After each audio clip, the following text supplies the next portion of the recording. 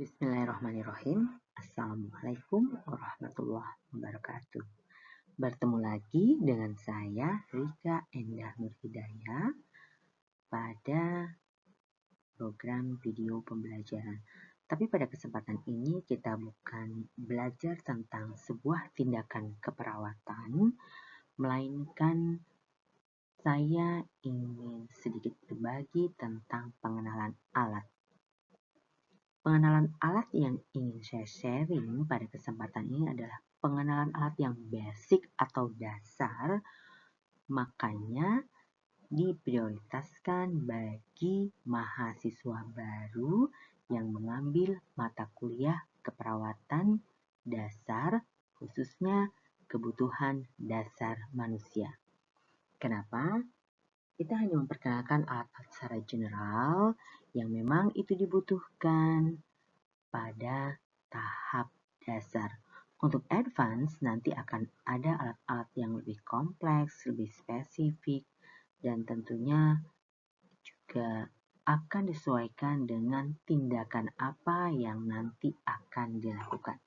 Oke, mari kita cek satu persatu. Baik. Sekarang perhatikan dua benda yang ada di sini. Yang pertama, bentuknya seperti tabung, itu namanya tempat korentang. Bentuknya cenderung bulat, sedangkan yang di sampingnya inilah dia yang namanya korentang. Korentang berfungsi untuk mengambil alat-alat yang steril.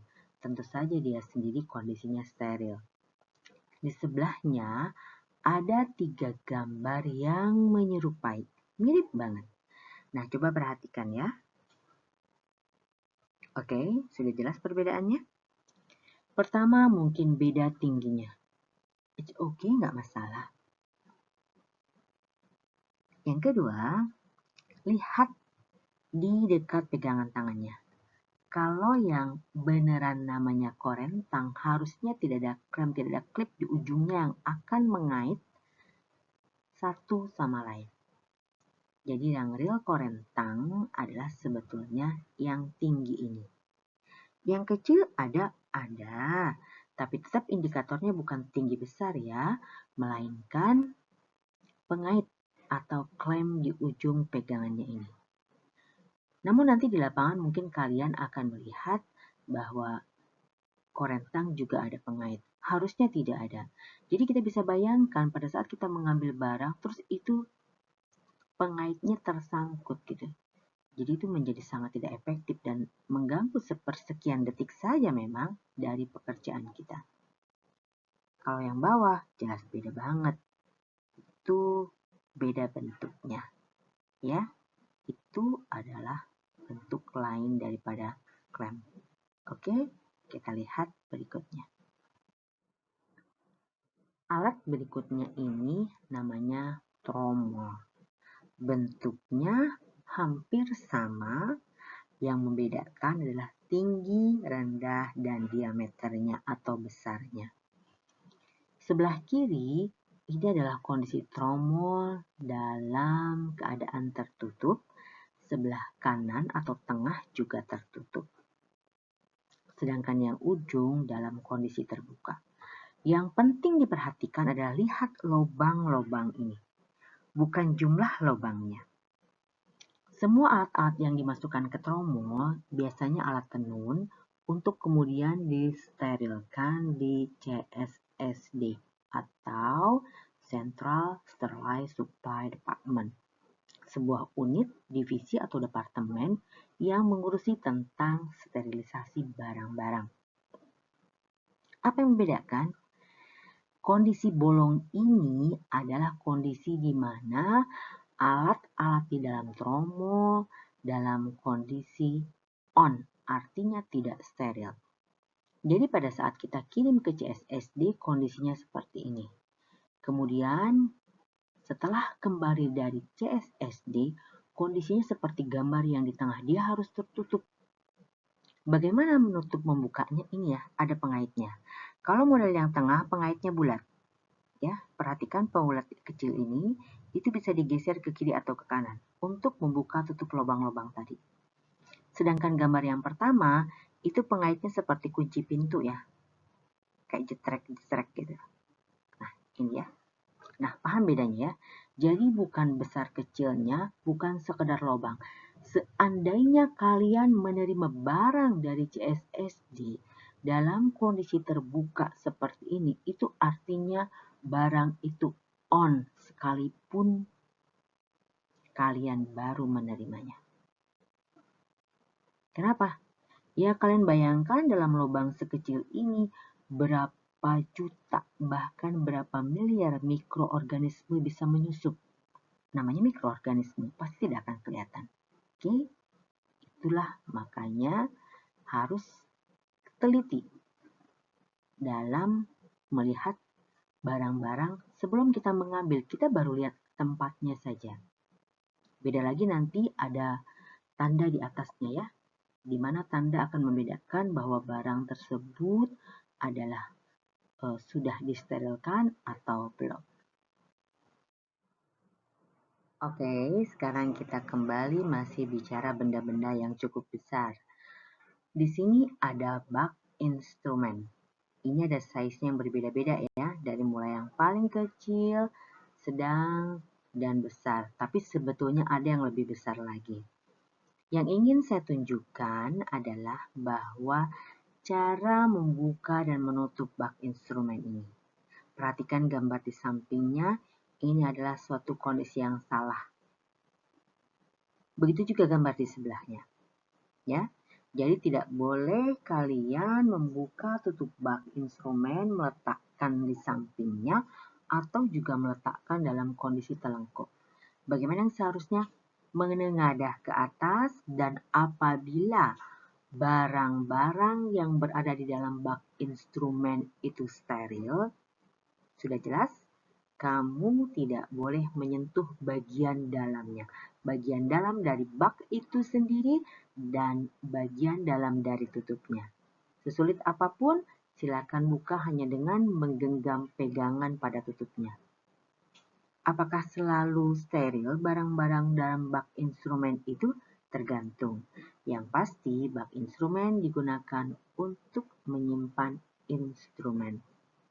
Oke, kita lanjut berikutnya. Dari bak instrumen, kita akan masuk ke kom. Mereka sama-sama wadah, hanya bedanya bak instrumen hampir semua bentuknya petak atau segi empat ya. Sedangkan kom bentuknya bulat. Berikut adalah berbagai jenis kom yang kemungkinan sering akan dijumpai. Yang pertama, orang sering menyebutnya sebagai kom alkohol. Kenapa? Karena pada zaman dahulu kala, ketika alkohol swab yang sekarang disposable bisa kita sobek, kemudian kita pakai dan kita buang, belum tercipta, maka orang membuat dari kapas yang digulung-gulung kecil, diletakkan di dalam kom kecil ini, itulah yang biasa digunakan untuk injeksi pasien. Ya. Di sampingnya, ini adalah kom, biasanya digunakan untuk set peralatan luka. Ini dalam kondisi terbuka, dan posisi tutup tetap ya harus menghadap ke atas. Nah ini dalam kondisi tertutup, ini adalah jenis bentuk kom yang lain. Ya, biasanya yang ketiga ini ada kalanya digunakan sih untuk kom makanan karena bentuknya seperti mangkuk ya.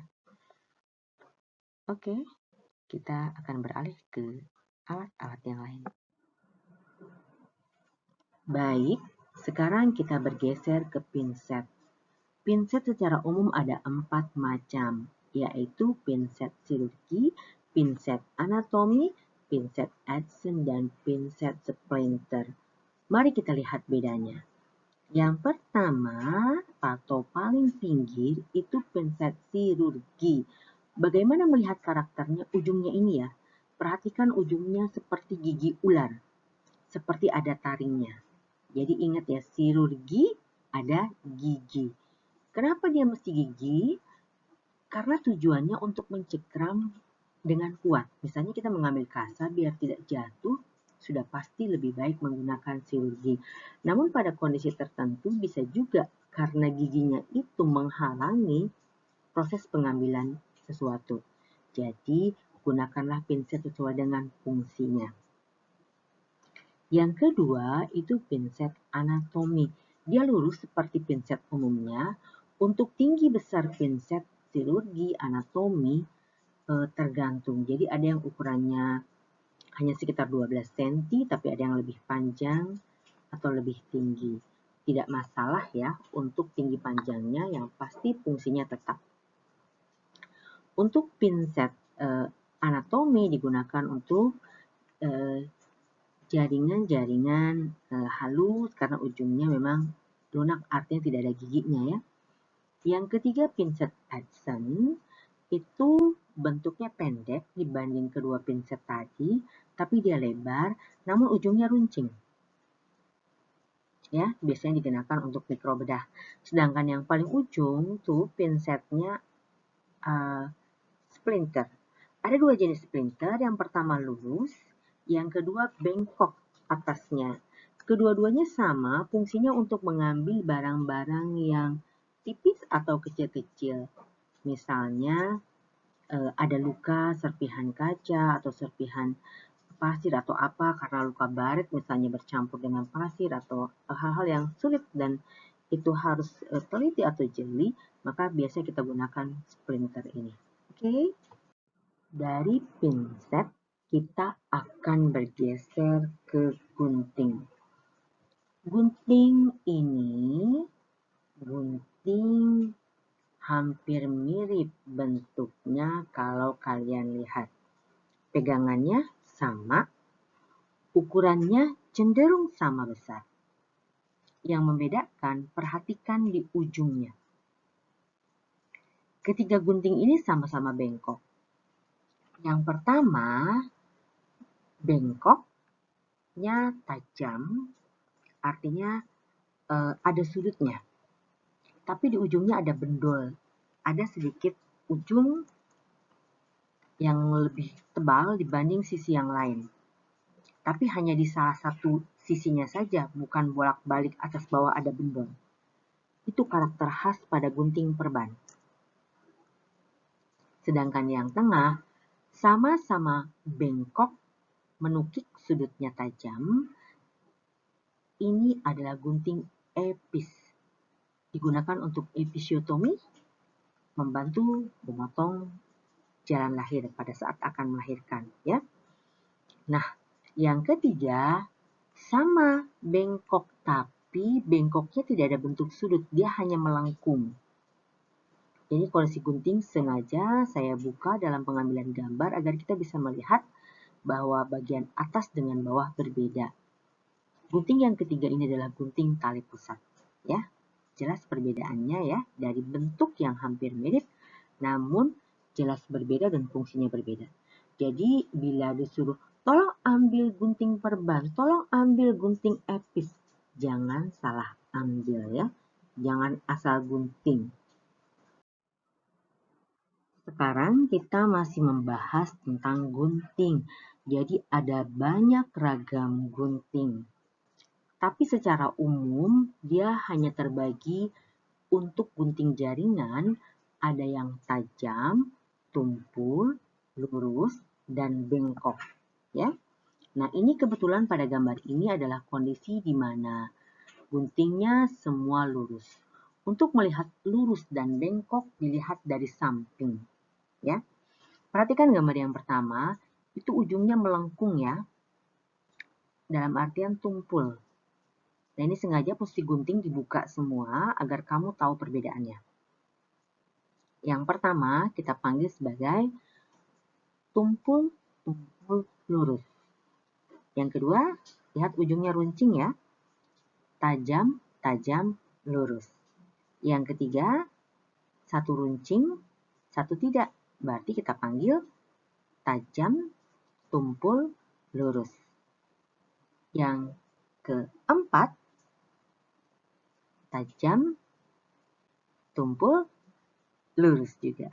Yang kelima, tumpul, tajam, lurus. Jadi jangan terkecoh ya. Kita tetap panggil ya tajam atau tumpul, bengkok atau lurus. Nanti kita lihat perbandingan bentuk yang bengkok. Lanjut, kita masih cerita seputar gunting. Tadi ada sudah banyak gunting. Nah, sekarang kita akan melihat posisi dua benda yang mirip dengan gunting tapi berbeda fungsi. Yang paling pinggir atau pertama ini kita katakan sebagai gunting jahit, tapi bukan gunting untuk menjahit ya. Maksudnya gunting untuk mengangkat benang jahit. Apa perbedaannya dibanding gunting yang tajam tumpul tadi? Posisi kedua gunting ini adalah tumpul-tumpul, namun salah satu sisi gunting ujungnya melengkung ke dalam, di mana lengkungan itu akan berfungsi sebagai pengait untuk menggunting benang. Bu, bisa nggak sih pakai gunting tajam? Kan itu juga sama, ujungnya runcing. Boleh-boleh saja, bila tidak ada rotan akar pun jadi.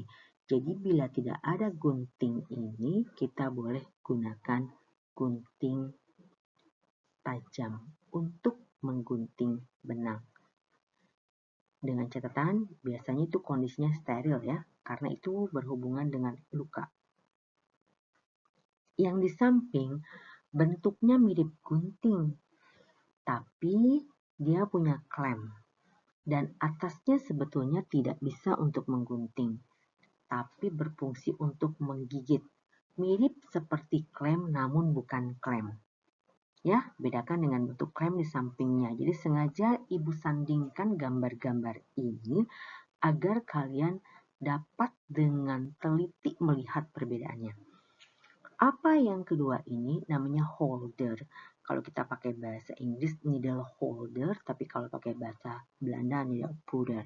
Nah, bedanya ini digunakan untuk menggenggam jarum pada saat kita menjahit. Jadi ini Ibu dekatkan karena fungsinya berdekatan ya. Yang pertama untuk menggunting benangnya, yang kedua untuk memegang jarum jahitnya. Nah, ini ada pengait seperti klemnya karena memang dibutuhkan pada saat kita menggigit atau melakukan kejahitan, itu jarum kan harus terjepit sempurna. Kalau kita hanya menggunakan pinset, mungkin bisa, tapi bukan chirurgi ya. Kenapa? Karena chirurgi tidak bisa menjepit posisi jarum yang bentuknya juga kecil gitu. Kalau chirurgi cocoknya menjepit kasa misalnya seperti itu ya. Jadi ini permukaan ujungnya datar seperti anatomi, namun dia ada giginya di sini, ada pengaitnya yang memperkuat posisi pegangan. Sedangkan dua benda di sampingnya adalah klem. Bentuknya hampir sama kalau sepintas, namun kembali harus kita lihat ujungnya ya. Yang pertama ini bentuknya seperti pinset anatomis, sedangkan yang kedua seperti pinset chirurgi. Kenapa? Karena bergigi, sedangkan yang sebelahnya itu lurus.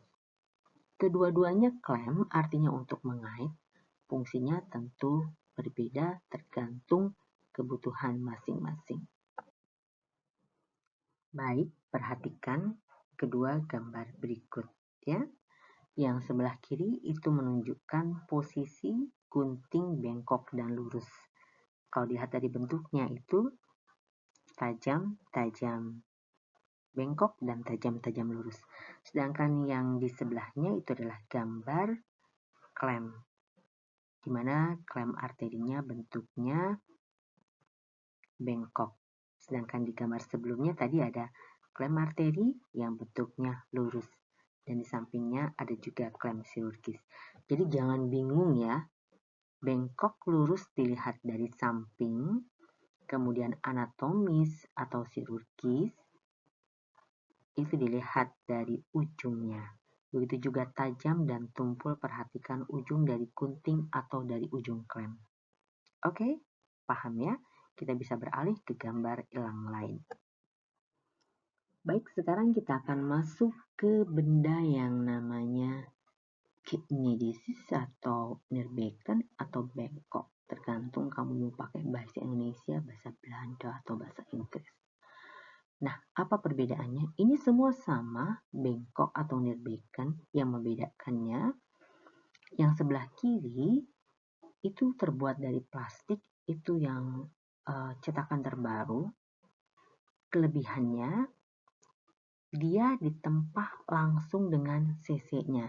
Sehingga ketika kita menampung cairan, baik itu darah, atau kotoran, atau urin misalnya, pada saat pemasangan kateter, sebelum kita buang otomatis dalam posisi rata. Lihat berapa cc sih output dari pasien. Nah, kita tidak perlu memindahkan ke gelas ukur untuk mengukur jumlah cairan yang akan kita buang atau yang akan kita dokumentasikan. Kita bergerak ke gambar yang paling ujung dulu ya. Ini adalah model Nierbecken atau bengkok yang sering kamu jumpai di rumah sakit, terbuat dari stainless steel. Ini ukurannya berbeda, ada yang besar, ada yang kecil, tergantung kebutuhan. Tapi fungsinya sama, apapun itu adalah sebagai menampung tempat sampah. Sampah apa? Macam-macam. Yang pasti ini alat-alat bisa disterilkan ulang. Ya. Tapi beda ya, ketika kita mensterilkan bahan yang terbuat dari plastik dan bahan yang terbuat dari stainless. Nah, yang tengah, perhatikan bedanya. Ini di beberapa negara berkembang termasuk di Singapura sudah digunakan. Jadi Nierbecken ini terbuat dari seperti duplex atau karton daur ulang, makanya warnanya agak kecoklatan, dan dia disposable, artinya sekali pakai buang gitu. Jadi mereka sudah gunakan ini, tak perlu lagi mencuci ulang. Karena pencucian yang tidak bersih juga sangat beresiko ya untuk menularkan penyakit. Nah, paham ya perbedaan ketiga bentuk Nierbecken ini.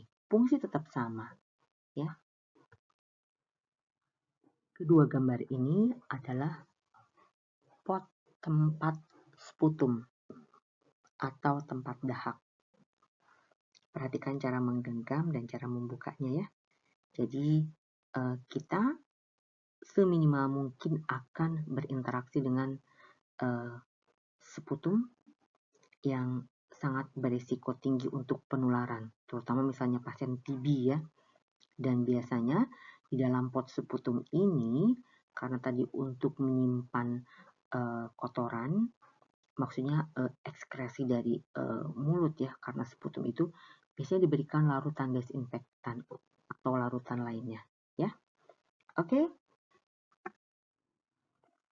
Gambar berikutnya kita akan membahas urusan yang berhubungan dengan kebutuhan oksigenasi.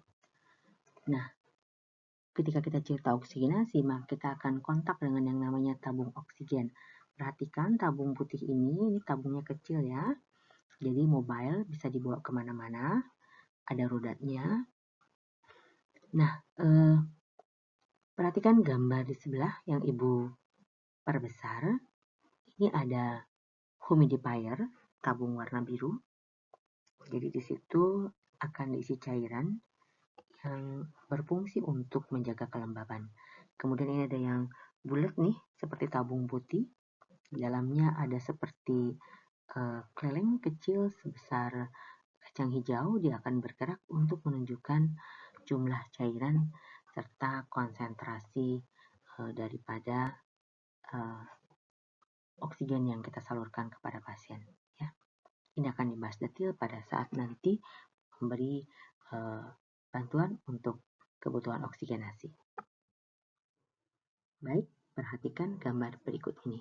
Ini adalah jenis alat-alat bantu pernapasan. Mungkin pada saat kalian berkunjung ke rumah sakit atau pernah menemani saudara atau keluarga yang sakit, pernah melihat salah satu di antara alat ini. Yang paling pinggir adalah alat bantu pernapasan yang paling sederhana. Bentuknya hanya sebuah selang. Makanya disebut sebagai nasal kanul, yaitu kanula atau selang yang dimasukkan ke dalam hidung. Yang tengah adalah simple mask atau masker sederhana. Jadi maskernya emang beneran simple. Bedanya tentu adalah kapasitas pasien di mana menggunakan nasal kanul masih bisa berbicara, sedangkan ketika pasien sudah mulai menggunakan masker, kemampuan untuk berbicara menjadi terbatas, ya. Nah, yang ketiga dan keempat juga sama-sama masker tapi ada bedanya. Yang ketiga itu maskernya jenis rebreathe, artinya sebagian udara yang kita keluarkan akan kita hisap kembali. Sedangkan yang terakhir itu non-rebreathe. Perbedaannya adalah pada katupnya. Keempat jenis alat bantu pernapasan ini pada saat kita pemberian oksigennya itu jumlahnya berbeda ya. Jadi nggak bisa suka-suka keluarga pasien memindah-mindah, menaikkan atau menurunkan flow meternya. Nah, konsentrasinya juga berbeda, tapi itu tidak kita bahas sekarang secara spesifik nanti pada kegiatan skillab pemberian alat bantu pernapasan. Oke? Sekarang kita masih cerita tentang alat bantu pernapasan. Nah, ini namanya mesin suction dan yang bawah adalah alat suctionnya. Alat suction itu hampir-hampir mirip nanti bentuknya dengan NGT. Jadi hati-hati ya, jangan terbalik. Cuman kalau kamu jeli dan teliti pasti ada beda. Gimana? Lihat. Yang pertama, untuk mesin suction biasanya hampir selalu ada tutupnya. Namun tutupnya tidak di ujung, tapi di tengah-tengah. Dilihat ya, ini selangnya, terus ada ujungnya yang berwarna putih, pangkalnya ini. Nah, tutupnya itu ada di tengah-tengah, ya. Sementara NGT bukan seperti itu. Nah, ini suction itu apaan sih? Suction artinya menyedot ya cairan, terutama mukus atau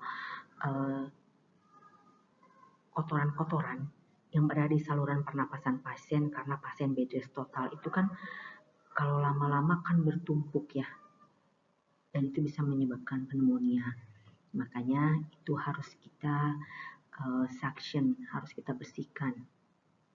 Kapan waktunya dilakukan?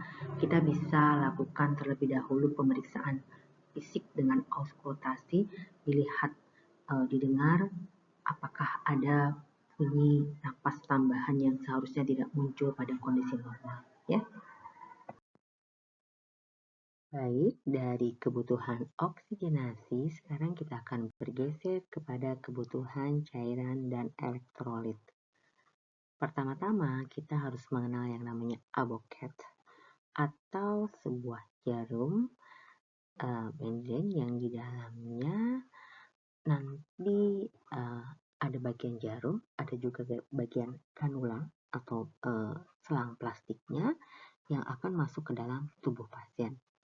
Perhatikan gambar berikut ya.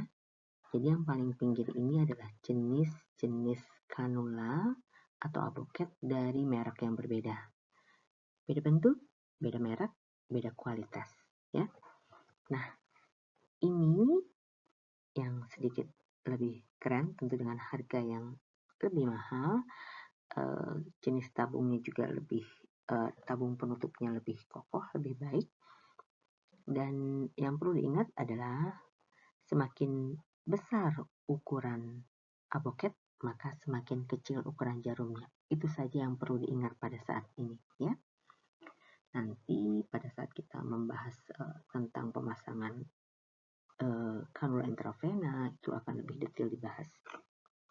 Nah, di samping avocat yang berwarna-warni ini ada yang namanya three-way. Three-way berarti 3 jalan. Dia memiliki 3 alur. Ya, ini yang biru adalah sebagai penutupnya.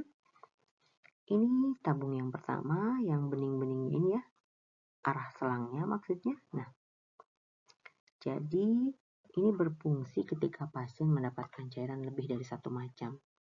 Jadi misalnya dia mendapatkan cairan infus dan transfusi. Ketika kita mau masukkan cairan infusnya, maka yang transfusi kita tutup dengan cara memutar yang biru ini. Dan sebaliknya, ketika transfusi telah selesai dilakukan, pasien akan kembali diberikan cairan infus, maka kita tutup jalur transfusinya. Ya. Sedangkan yang terakhir ini adalah biasa dibilang wing needle. Kenapa dibilang wing? Karena ada sayapnya seperti kupu-kupu. Dia dulu digunakan pada bayi, tapi sekarang sudah tidak dianjurkan lagi ya. Walaupun dulu infus bayi itu dilakukan di kepala, sekarang tetap saja menggunakan aboket hanya dengan size yang paling kecil tentunya. Cuman kalian perlu tahu bahwa alat itu dulu pernah ada. Oke. Kita masih membahas tentang kebutuhan cairan dan elektrolit. Tadi kita sudah kenali jenis-jenis aboketnya. Sekarang kita kenali jenis infuset dan transfusiset. Apa bedanya? Saya akan ajak kamu bergerak dari ujung kanan dulu. Ujung kanan ini perhatikan. Jadi pertama perhatikan tabung nih, tabung-tabung putih ya. Ini ada seperti jarum, tapi bukan jarum sih, plastik ya yang akan ditusukkan ke tabung. Maksudnya ke dalam cairan. Nah, setelah ujung ini ada tabung kecil. Yang paling ujung tabungnya double. Ya. Kemudian ada warna putih di atasnya. Nah, ini adalah transfusiset. Jelas bedanya ya. Transfusiset tabungnya lebih panjang dan atasnya ada saringan dulu. Kenapa mesti ada saringan? Kan kalau transfusi kita memasukkan darah nih. Jadi kita takut seandainya darah yang kita masukkan mungkin masih bergumpal. Tapi kalau mereka atau darah itu memasuki saringan dulu, maka sesuatu yang meluncur dari saringan itu yang memang sudah betul-betul layak dan bisa masuk ke dalam tubuh pasien. Ya. Kenapa? Karena kan darah itu cenderung biasanya dingin sehingga mungkin masih beku. Sehingga pada saat pemberian transfusi juga ada kalanya berselang-seling posisi pemberiannya dengan pemberian cairan yang lainnya. Makanya tadi kita menggunakan three-way sebagai alat untuk set cairan apa yang sekarang akan masuk ke dalam tubuh pasien. Ya. Baik, kita bergeser ke 3 alat ini. Ini perhatikan bedanya ya. Yang tengah itu untuk dewasa. Yang nomor 1 dan nomor 3 itu untuk anak-anak. Apa bedanya? Di ujung tabung yang tadi, kalau untuk transfusi set ada saringan ekstra. Nah, yang nomor 1 dan nomor 3 ini ada seperti jarum kecil. Kalau nomor 3 jelas ya, itu gambarnya jarum. Tapi kalau nomor 1 itu bentuknya seperti ujung kerucut yang intinya sama. Kenapa dibedakan? Anak-anak atau bayi kebutuhan cairannya kan lebih sedikit, maka kita akan kenal istilah mikro drip, di mana 1 ml equal atau sama dengan 60 tetes. Sedangkan makro drip untuk dewasa itu 1 ml equal atau setara dengan 20 tetes per menit hitungannya ya. Jadi kita bisa hitung kalau untuk bayi dengan 20 tetes per menit dalam 1 menit masuk hanya 1/3 ml. Sedangkan pada dewasa sudah 1 ml. Nah itu kenapa pada bayi ada tambahan jarum kecil atau seperti kerucut kecil di nomor 1 ini.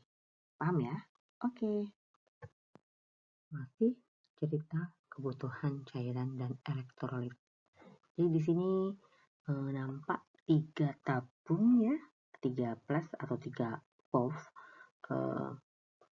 Ada yang warnanya merah, oranye, dan hijau. Yang merah itu biasanya berisi atau kode warna untuk Ranger laktat. Yang oranye untuk cairan NaCl 0,9%, biasanya karena itu standar untuk NaCl fisiologis. Kemudian yang hijau adalah dextrose atau gula.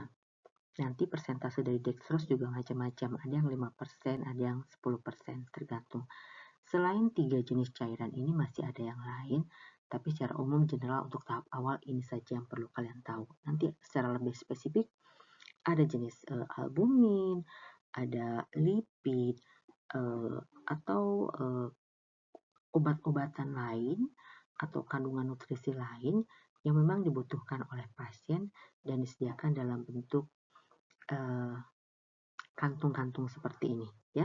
Sedangkan yang di sebelah kanan itulah gambar darah. Itu contoh diambil dari PMI Medan. Nah, kantung darah seperti itu ya, beda plastik ujungnya. Nah, saringan di dalam transfusi set juga sama seperti itu ya. Jadi double filter ya, nggak bisa sembarangan. Nah, itu kondisi darah juga selalu dingin, beku seperti itu. Jadi nanti ketika akan diberikan ke tubuh pasien, biasanya diberikan dulu NaCl, kemudian setelah stabil pasien, mungkin baru akan diganti oleh darah sesuai dengan golongan darah yang dibutuhkan. Ya. Dan ketika mengalami kemacetan, mungkin kita akan ganti kembali ulang dengan cairan sesuai dengan instruksi dokter dan melihat kondisi pasien. Karena bisa jadi pada saat pemberian transfusi, pasien merasa menggigil atau ada muncul kondisi yang tidak diharapkan. Ya. Baik, sekarang perhatikan gambar jarum atau spuit. Sebelah kiri berjejer ada 4 macam. Yang paling pinggir dan paling kecil serta paling pendek itu tidak ada batangnya, hanya jarum ujungnya saja atau kita bilang needle-nya saja. Biasanya kita gunakan ketika kita akan melakukan injeksi, terus kita sambung, kita ganti ya. Nah, itu merupakan bagian dari infus set yang terlepas. Jadi secara jarumnya saja juga ada ya. Nah, itu gambar yang tengah sebelahnya. Itu kondisi jarum dalam kondisi tertutup. Hanya jarumnya saja. Nah, yang kedua itu adalah gambar atau jarum dengan kapasitas maksimal 1 cc. Biasanya digunakan untuk injeksi intrakutan seperti vaksin dulu ya. Nah, kemudian di sampingnya ada 3 cc. Setelah 3 cc ada juga yang 5 cc, kebetulan di sini tidak ada fotonya. Baru yang terakhir 10 cc.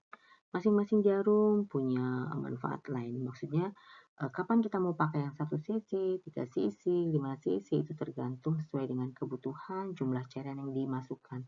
Sehingga kita nggak mesti bolak-balik narik cairan ketika memang kita membutuhkan tabung jarum yang lebih besar ya. Ini tadi yang hanya jalannya saja yang di tengah. Kemudian yang sebelah ujung itu tanpa jarum. Kenapa? Karena itu biasanya digunakan untuk memberi makan. Ya. Memberi makan melalui NGT, nasogastric tube.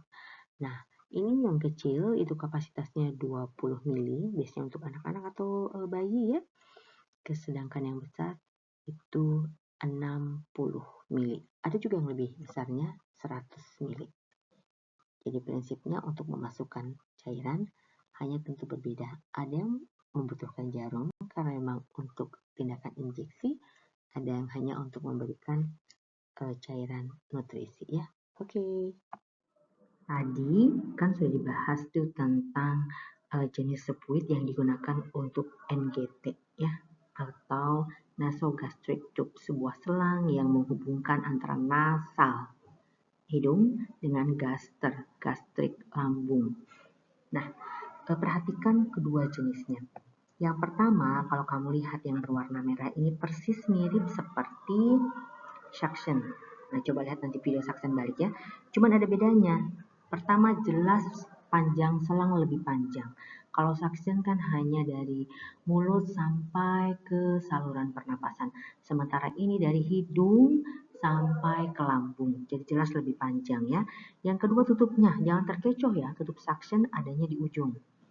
Nah, yang sebelahnya yang warna hijau adalah yang ujungnya hijau maksudnya bentuk lain dari suction yang tidak memiliki tutup. Kalau nggak pakai tutup begini bagaimana? Kita modify, jadi bisa tutupnya kita gunakan klem atau kita lipat sedikit ujung daripada suction agar bisa kita tutupkan ke ujungnya. Kenapa sih mesti ditutup? Agar secara logika sederhananya udara tidak masuk ke dalam lambung pasien ya. Gambar berikutnya kita membahas tentang pispot dan urinal. Kedua-duanya sama seperti Nilbeken, alat untuk menampung sampah dari tubuh kita atau untuk menampung kotoran. Pispot digunakan biasanya untuk feses atau ekskresi dari buang air besar, sedangkan yang tengah urinal itu digunakan untuk menampung urin. Apa perbedaannya? Mari kita lihat. Yang pertama yang warna biru ini, jadi jangan terkecoh bentuk ya, dia yang terbaru sedikit lebih simpel, ada pegangannya, jadi memudahkan kita perawat tidak harus langsung bersentuhan dengan kotoran itu, jadi ada sedikit space. Ini kebetulan terbuat dari plastik, namun ada juga yang terbuat dari aluminium atau stainless. Nah, kelebihannya tentu yang plastik lebih ringan, harga lebih murah, dan lebih mudah dibersihkan, serta risiko untuk mengalami karat lebih kecil. Sedangkan yang kedua yang bentuknya seperti buah pokat, itu sedikit lebih tebal dan bahannya terbuat dari stainless. Ya, sama-sama untuk feses fungsinya, untuk menampung kotoran pada saat buang air besar. Nah, yang di tengah-tengah ini keduanya adalah bentuk urinal, tapi berbeda ya bentuknya. Beberapa urinal ada yang menggunakan sudah dirancang dengan cc, jadi ada indikator ukurannya. Sehingga sebelum kita buang, kita tegakkan pegangan urinalnya, kita bisa lihat berapa cc urin yang akan kita buang atau yang merupakan output pasien yang akan kita dokumentasikan. Perhatikan bedanya ya. Yang perempuan yang lebih lancip ujungnya, ya, sedangkan yang laki-laki ujungnya lurus, lebih tumpul, ya. Jadi bagaimana fungsinya? Nah, ini yang laki-laki yang bulat ya, yang perempuan sedikit oval. Kenapa? Nanti kita letakkan agak ke bawah, di bawah vagina, diharapkan urinnya mengalir ke situ. Tapi tetap harus hati-hati ya, karena berisiko merembes kalau kita meletakkannya tidak tepat. Ya, sedangkan kalau laki-laki kan jelas langsung masuk ke lubang itu alat kelaminnya. Nah, makanya kadang-kadang untuk wanita buang air kecil biasanya sekaligus menggunakan pispot. Namun tentu saja daya tampungnya akan menjadi banyak ya karena akan bercampur dengan feses. Nah, yang terakhir ini yang paling ujung, ini adalah bentuk dari pispot dan urinal. Ini keduanya terbuat dari bahan daur ulang sehingga sifatnya disposable, sekali pakai buang. Di beberapa negara berkembang, di negara maju sudah gunakan ini. Jadi nggak perlu lagi sterilisasi alat-alat seperti ini. Oke, kita lanjut gambar berikutnya. Mari kita perhatikan gambar berikut. Gambar yang pertama adalah gambar urin bag. Urin bag artinya kantong untuk menampung urin ya. Nanti urin bag ini akan terpasang berdekatan atau disambungkan dengan kateter. Nah, hanya ini kebetulan tempatnya tadi gambarnya penuh, jadi saya sisipkan di alat untuk membuang air besar ya. Nah, urin bag ini langsung ada angka-angkanya tuh ya, untuk menunjukkan sebelum kita buang, kita wajib melihat output urin pasien itu berapa, sehingga kita bisa menghitung balance atau keseimbangan cairannya. Berapa intake, berapa output ya. Kemudian 3 alat di sampingnya adalah komode atau alat untuk bantu BAB pasien. Kapan alat ini dipakai? Tentu pada kondisi pasien yang masih bisa dibantu untuk mobilisasi, setidaknya pasien bisa duduk. Jadi kalau pasiennya bed rest total tetap nggak bisa pakai ini ya. Alat yang pertama atau yang tengah nih aslinya ya. Nah, yang kedua dimodifikasi ketika komode ini disatukan dengan toilet yang bentuknya duduk ya. tempat buang air besar yang duduk maksudnya.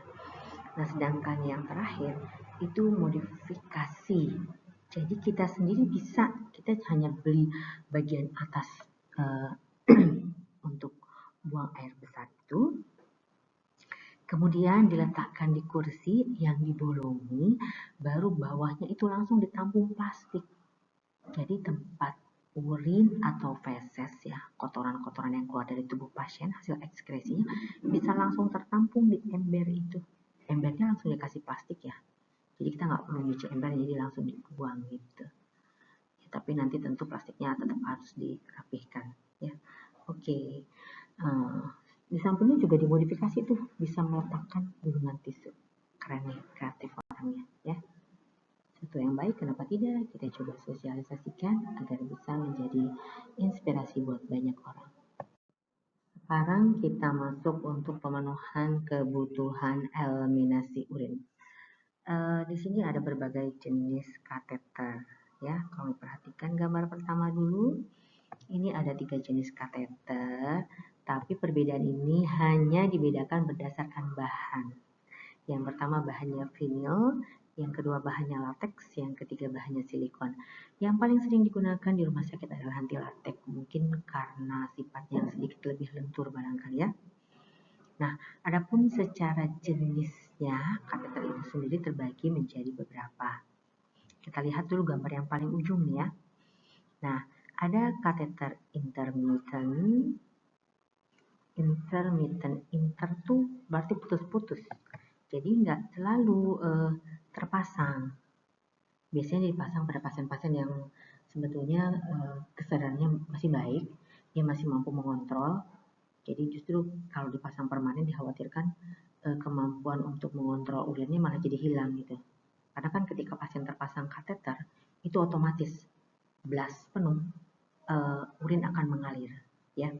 Nah, jadi pada pasien-pasien tertentu yang mengalami obstruksi atau sumbatan, tapi dia masih mampu menahan, masih mampu merasakan keinginan untuk berkemih, maka sebaiknya dipakai yang intermittent saja.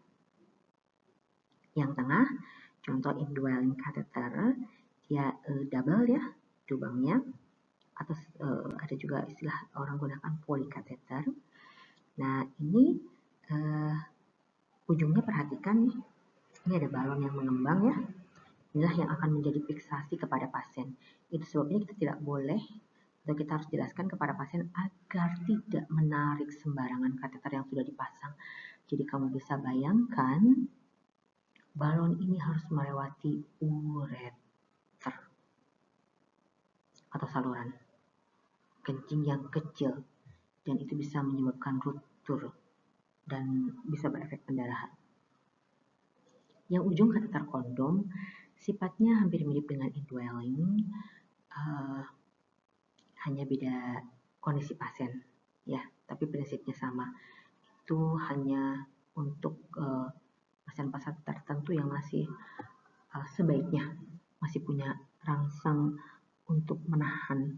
Jadi alternatif bisa dipasang ini, gak usah kateter permanen ya. Namun kalau untuk tindakan operasi, walaupun kita pasiennya masih mampu menahan, masih mampu merasakan rangsang itu, sebaiknya dipakai kateter yang tertanam gitu. Karena kan walaupun itu dipasang, itu biasanya sementara, nggak lama gitu ya. Nah, kita balik ke yang tengah sekarang. Ini three way. Kateternya 3. Jadi ada cabangnya 3. Kenapa? Ini biasanya dibutuhkan kalau kita juga pasiennya membutuhkan irigasi kateter. Misalnya karena ada pendarahan atau ada hal-hal yang menyebabkan kandung kemihnya memang harus diirigasi. Ya, paham perbedaannya ya? Jadi dari jenis, fungsi, ataupun bentuk-bentuknya. Untuk jenisnya tolong diperhatikan yang ujung ini ujungnya seperti ada plastik. Nah, kalau ada plastik seperti ini, artinya nanti pada saat kita akan mengembungkan balon yang ini, itu butuh tidak membutuhkan jarum. Jadi spuitnya itu hanya kepalanya saja. Tapi kalau nanti tidak ada ujung plastiknya seperti ini, artinya dia juga terbuat dari karet, maka kita membutuhkan jarum untuk memasukkan cairan steril ke dalam kateter untuk menggembungkan balon ini.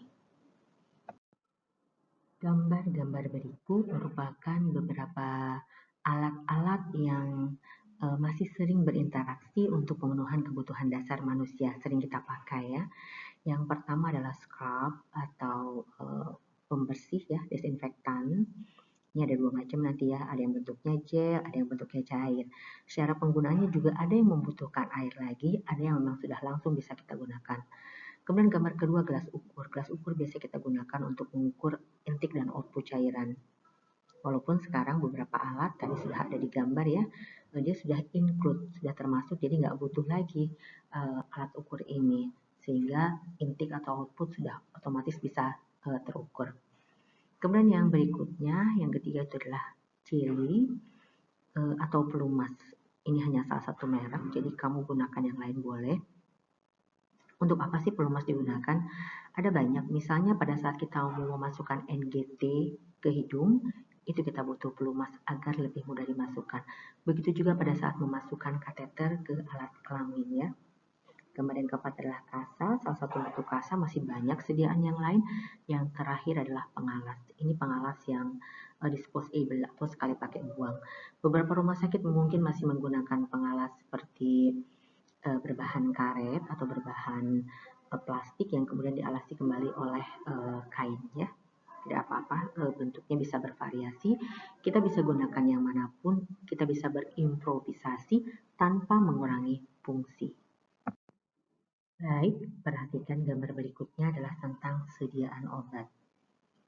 Sediaan obat ini bervariasi ya, tapi secara general obat tersedia dalam dua kemasan. Yang pertama vial atau flakon bentuknya seperti ini, yang kedua ampul. Ya, ampul juga ada berbagai macam ukurannya, kecil dan besar. Kalau ampul biasanya dengan cara menggergaji bagian lehernya ini, sedangkan vial dengan membuka tutupnya. Kalau kebetulan di gambar pertama tutupnya hijau nih, ya kan? Kalau di gambar kedua ada tutupnya warna putih dan warna biru. Jadi kita buka dulu, baru kita tusukkan obatnya. Nah, kalau yang gambar pertama itu bentuknya cairan. Jadi kita bisa langsung ambil untuk kita injeksikan. Sedangkan sediaan yang kedua ini bentuknya serbuk. Jadi kalau bentuk serbuk seperti ini kita butuh dulu pengencer. Jadi nanti akan ada cairan yang kita masukkan ke dalam vial ini. Kemudian kita ambil sesuai dengan kebutuhan. Baru diberikan kepada pasien secara injeksi. Sedangkan yang paling pinggir adalah lumpang dan alu biasa kita gunakan untuk menghaluskan obat. Ini biasanya diberikan pada pasien-pasien yang mungkin kesulitan mengalami obat bentuk tablet atau kaplet ya, sehingga butuh bantuan untuk menghaluskannya. Jadi ini hanya beberapa contoh sediaan obat. Kalau bentuk-bentuknya nanti lain lagi ada topik tersendiri. Secara general inilah dia. Gambar berikut adalah gambar catgut dan jarum. Cat kucing, gut usus ya. Jadi pada zaman dahulu kala kisahnya catgut ini emang diambil dari usus kucing gitu. Makanya dibilang catgut, dan biasanya jenis catgut ini adalah bentuk benang yang biasanya menyatu, nggak butuh dipotong atau diputus setelah kita injeksi. Biasanya untuk menjahit area dalam ya, bukan bagian tubuh yang luar. Nah, ini sediaannya, yang pertama nih sediaannya besar. Jadi dia dalam bentuk gulungan yang lebih besar, panjangnya juga sampai beberapa inci ya. Kalau di sini tertulis 150 cm nih. Nah, kalau yang tengah ini contoh sediaan benang yang sudah sepaket sama jarum, biasanya untuk jahitan-jahitan yang kecil, simple ya. Nah, ini contoh sediaan jarumnya dalam kemasan. Nah, yang paling ujung adalah sediaan jarumnya ketika kita buka. Perhatikan yang dasarnya biru dan dasarnya putih itu dua hal yang berbeda. Kalau yang dasarnya biru itu adalah jenis jarum untuk otot. Biasanya bentuknya lebih bulat, ya, lebih kuat, lebih tebal. Sedangkan yang bawah itu jarum untuk kulit. Jadi kalau kita lihat ujungnya nih, dia bentuknya lebih mengerucut seperti segitiga. Karena kan kulit itu tipis. Kondisi jarumnya juga lebih tipis, ya. Jadi masing-masing punya fungsi dan bentuk yang berbeda.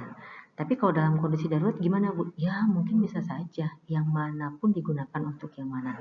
Dalam kondisi darurat ya bedakan. Tapi dalam kondisi normal sebaiknya gunakan sesuai dengan fungsinya. Oke, berikut gambar berupa alat yang bermacam-macam ya. Jadi saya coba kumpulkan di sini. Sebetulnya masuk kategori pemeriksaan fisik sebagian ya. Yang pertama itu spatula lidah. Ini kebetulan bentuknya dari besi. Ada juga yang dari plastik ya, atau kayu seperti stik es krim mirip ya. Nah, yang kedua setengah kohar biasanya digunakan untuk memecahkan ketuban. Kenapa dibilang setengah kohar? Karena dia ada pasangannya sih sebenarnya, klem kohar istilahnya. Tapi kita kadang-kadang hanya menggunakan yang sebelah dan memang khusus biasanya digunakan untuk memecah ketuban pada saat bayi akan dilahirkan. Yang tengah adalah tourniquet untuk membendung darah apabila kita akan melakukan pengambilan darah atau pemasangan infus ya. Bentuknya juga hanya salah satu, bentuk lainnya bermacam-macam. Ada yang hanya mirip seperti karet diikatkan, tapi yang pasti prinsipnya dia elastis. Dan dua terakhir adalah yang mirip palu, itu adalah palu refleks atau refleks hammer ya. Keduanya digunakan untuk tes refleks baik pada lutut atau siku dan beberapa alat lainnya.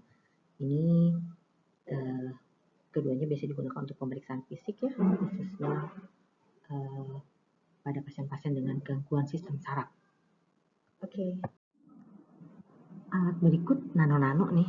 Yang pertama adalah meteran. Biasanya meteran itu terbuat dari kertas, digunakan untuk mengukur lingkar kepala bayi baru lahir. Yang tengah lebih mirip meteran mesin jahit sih. Meteran jahit maksudnya untuk menjahit ya. Tapi kita juga bisa gunakan untuk mengukur panjang balik baru lahir. Ya. Nah, bayi baru lahir kan diukur tuh panjang badannya. Ada yang menggunakan meteran yang sudah terpasang dekat dengan timbangan, bisa juga kita gunakan ini. Kita juga bisa gunakan untuk mengukur lingkar lengan atas atau lingkar paha secara manual ya. Kemudian gambar di samping adalah fan light, itu sengaja saya nyalakan waktu pengambilan gambar. Gunanya untuk memeriksa area-area yang emang membutuhkan pencahayaan, misalnya memeriksa rongga mulut, memeriksa pupil mata, dan beberapa lainnya. Dan yang terakhir adalah gambar stetoskop. Kedua stetoskop ini berbeda ya, kalau dilihat terlihat dari membrannya. Yang pink itu lebih besar, size-nya untuk dewasa, sedangkan yang hitam itu adalah yang lebih kecil. Ada juga sih stetoskop yang memiliki dua sambungan untuk pendengarannya. Itu biasanya digunakan pada saat kita belajar. Kenapa? Karena kita ingin memastikan betul tidak hasil pemeriksaan mahasiswa dengan hasil pemeriksaan dosen atau gurunya. Ya. Jadi itu merupakan modifikasi untuk media belajar agar lebih akurat. Karena bisa aja pada saat mendengarkan mahasiswanya bilang begini-begini gitu kan, karena dosennya nggak melihat ya dia bisa jawab apapun. Oke. Alat berikut terdiri dari beberapa macam yang berbeda-beda. Yang pertama itu ada senti-sentinya, itu adalah meteran. Meteran yang ini biasa terbuat dari kertas, digunakan untuk mengukur lingkar kepala bayi. Ya, jadi ada pengaitnya tinggal dimasukkan, kemudian nanti akan terlihat berapa lingkar kepalanya. Yang kedua meteran juga. Meteran ini seperti meteran untuk menjahit betul. Untuk apa kita gunakan? Ya sama sih, untuk mengukur, misalnya mengukur lingkar lengan atas, mengukur lingkar paha, atau mengukur panjang bayi baru lahir juga bisa, ya. Jadi multifungsi. Atau juga misalnya mengukur tinggi pundus uteri ibu yang baru melahirkan misalnya. Nah, kemudian yang berikutnya itu adalah pen light. Pena light bercahaya. Jadi pena ini memang sengaja diberi lampu yang bertujuan untuk melihat area-area yang butuh pencahayaan. Misalnya rongga mulut, rongga telinga, walaupun ada sebuah otoskop ya khusus untuk memeriksa telinga. Tapi secara umum pada pemeriksaan fisik head to toe bisa gunakan pen light. Atau juga memeriksa lubang hidung ya, itu bisa. Nah, dua gambar terakhir adalah sama-sama stetoskop. Stetoskop ini terdiri dari beberapa bagian. Yang pertama ada tubing atau tubenya yang panjang, selangnya. Kemudian bagian depan yang ada membrannya itu diafragma, kemudian bagian belakang bellnya, dan yang biasa dipasang ke telinga kita earpiece. Nah, gambar terakhir itu stetoskop dengan double earpiece. Untuk apa digunakan? Stetoskop yang double ini biasa kita gunakan pada proses belajar. Misalnya mahasiswa belajar mendengarkan bunyi jantung atau mendengarkan bunyi paru atau mengukur tekanan darah secara manual ya, bukan pakai tensimeter yang digital, sphygmomanometer digital. Nah, otomatis kan mungkin dia belum peka atau dia ngarang-ngarang nih hasilnya. Nah, biar nggak ketahuan ngarangnya, maka si penguji atau dosennya akan menggunakan stetoskop double piece ini, di mana satu untuk telinga mahasiswa atau yang ujian dan satu lagi untuk telinga pengujinya. Jadi cukup jelas ya. Perhatikan gambar berikut adalah berbagai jenis termometer. Termometer yang pertama seperti tembakan ya.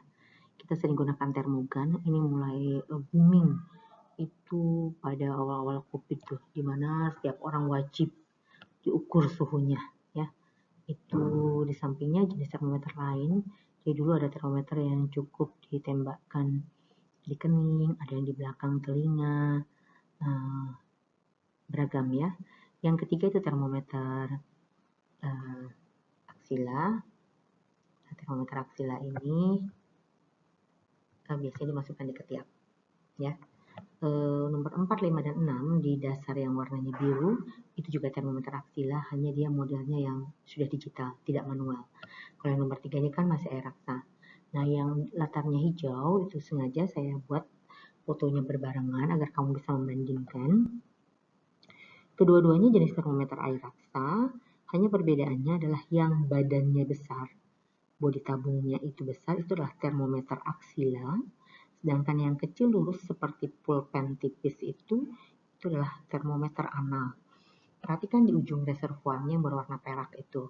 Jadi sebetulnya dulunya jenis termometer yang air raksa ini sebelum booming termometer yang digital itu ada 3 macam. Ada aksila, ada oral, dan anal. Untuk oral dan anal ukurannya sama tipisnya, jadi kurang lebih hanya 2-3 mili ukurannya ya.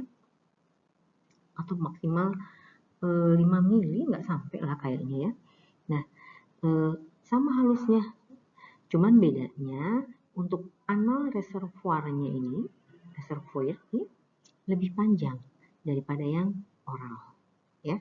Kalau yang anal melihat panjang peraknya ini ujungnya hampir sama dengan yang aksila.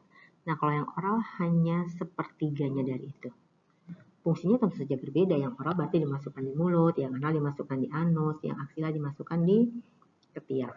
Nah, kalau sekarang dengan kecanggihan teknologi di era 40 atau 50 kita sudah jarang gunakan lagi ya. Kenapa? Karena agak sedikit kita harus menurunkan termometernya secara manual agar suhu di bawah 35 baru kita bisa gunakan lagi. Kalau termometer digital kan tinggal pencet tik gitu, tik tik tik. Bahkan kita bisa save di memory card-nya sehingga kita masih bisa refleks kalau kita lupa tadi berapa suhunya gitu ya. Oke. Yang terakhir kita akan membahas tentang huknah, kanula, enema, klisma. Itu beberapa nama yang sering dipertukarkan untuk istilah ini. Gambar yang pertama itu menunjukkan tentang tabung untuk enema atau tabung irigatornya.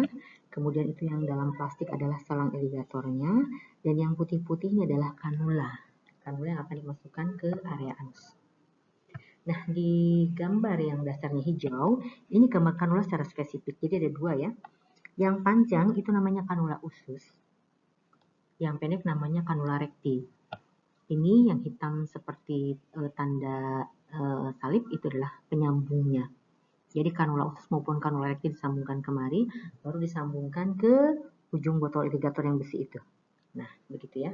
Ke selang dulu, baru ke ujung irigatornya itu. Nah, ini yang paling kanan adalah jenis set enema yang sudah satu paket yang sekarang disposable. Artinya, sekali pakai langsung dibuang.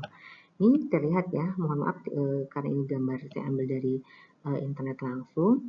Jadi yang di bawah ini petak seperti urin bag tadi, itu adalah kantung cairannya, kantung enema atau kantung irigator yang kita gantung di cairan infus biasanya atau kita pegang. Kemudian ada selangnya, yang putih ini penguncinya. Ini ada urutannya ya. Kantung enemanya ini maksimal 1500, kemudian valve-nya, penguncinya, kemudian rubrikannya ada di dalam plastik ini.